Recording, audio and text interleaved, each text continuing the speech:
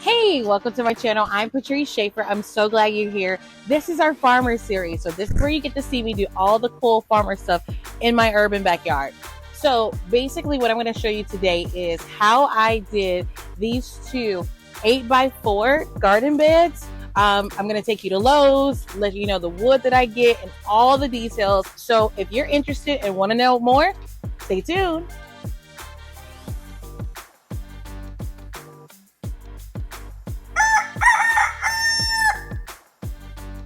We're ready. Your girl's excited because we're going to Lowe's, one of my favorite places. Okay, I gotta put this phone down so I can drive. Hold on. Here we are. I feel like the heavens are singing. We're walking into Lowe's. I gotta get some other stuff first before we go to the wood. Okay, so I'm just checking the sizes, checking the prices. This is $9 and something. This is a lot more than it was last year or 2 years ago when I did this. But whatever, we've got to get it done, right? So I'm also going over making sure I'm going to do 8x4 garden beds. And so I'm comparing how tall I want the garden beds to go.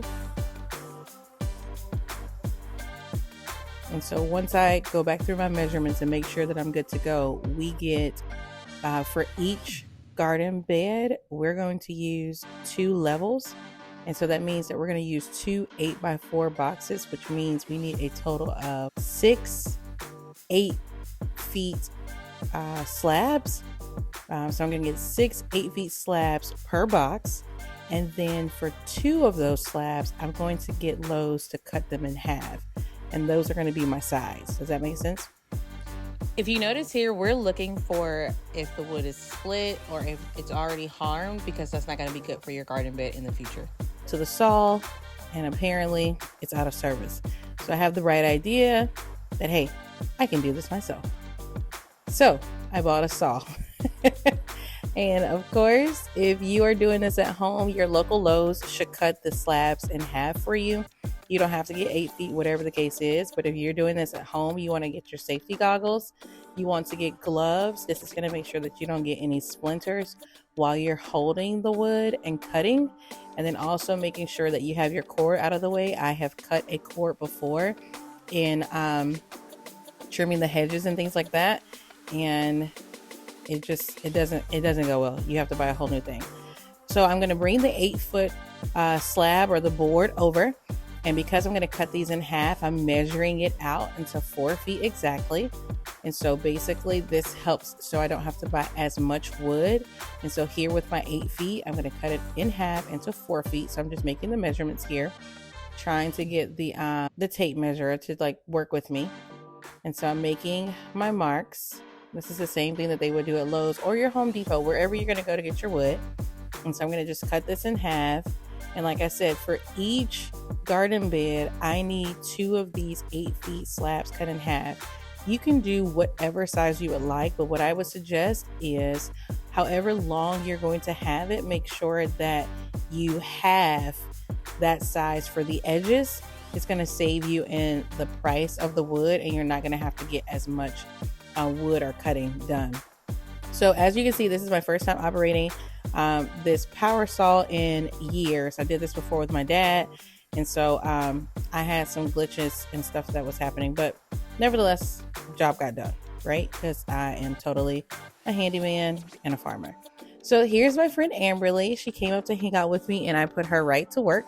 As you can see behind her, those are the original. That's one of the original garden beds.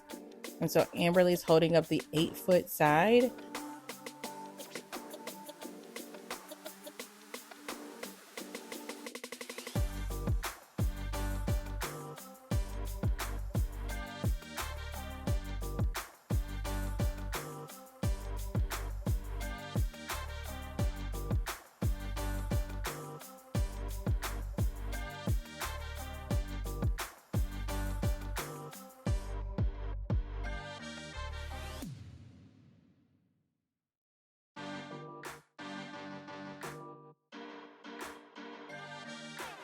Just create a corner. It doesn't matter where you are. Pulling my pants up because I don't want to move you guys. And so we're starting with a power drill. I had the long screw nails. They're probably about 4 inches. And what we were running into is that the nail bit is slightly different than what was on the actual nails. And so Amberly's working that out. Thaddeus is in the garden and outside. And I mean, I don't know what he's doing, but he's not in the way right now, so we're good.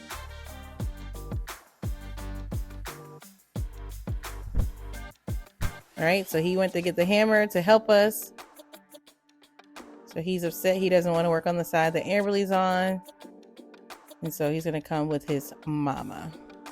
So on one end, Amberly is trying to use the drill on the other end because I only have one drill that is charged. So I have an electric drill. The drill that Amberly has is actually, it is a plug-in. So I only have one of those.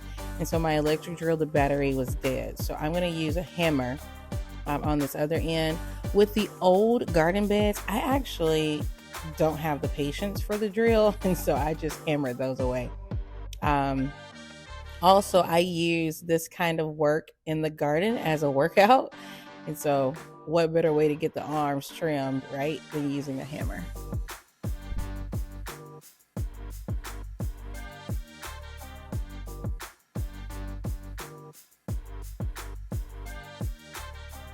All right, so we're going to get both corners established, and then we're just literally going to make the rectangle, right? Just going to make the first level of the box.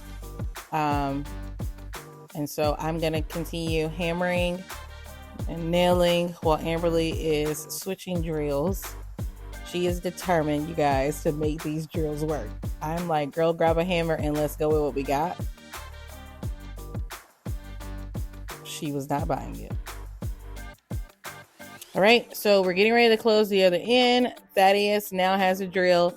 One thing that will happen is if your wood gets wet, it begins to do what's called bowing. Oh no, Thaddeus has gotten the drill caught in his hair. Lord, today. He is fine, guys. He's not hurt. It just scared him more than anything. And it's actually nap time. So let me go put him down. All right. So the big guns have arrived. Pastor Theo is here. Like I said, for me personally, throw that drill away. You are welcome to use a drill, whatever is easiest. What also happens for me is you have to make sure you have the correct nail bit for the drill, or it will actually begin to like dull the nail so that it won't go through. Here's a closer view. Amberly's still working on her corner as we are almost done with this box.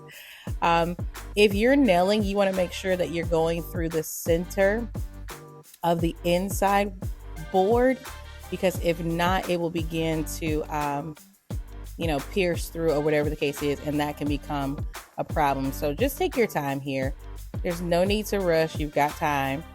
And then because my ground is actually not level, there were parts or times where we're having to hold this, and it definitely helped and worked out to have Amberly and Theo here. Here's Theo. He is 30. Look at him.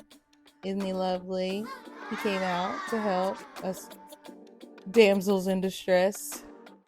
So we're done with the first box. We're working on the second box. So when I have help, I will do the second box on the ground, and then later we can pick it up and put it on top of box number 2. If I were doing this by myself, I probably would go ahead and do one corner. There's Amberly. Hello, girl. Doing good, girl.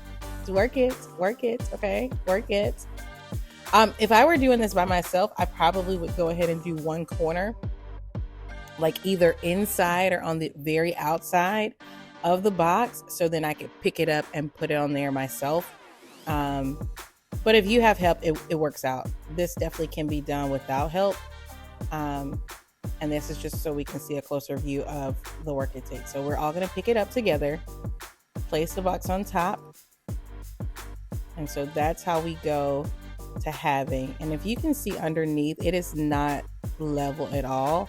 What I'm going to do for that is I'm going to actually lay some weed stuff on the inside, and then I'm going to actually go over this weed part with mulch and things. But this is the finished product.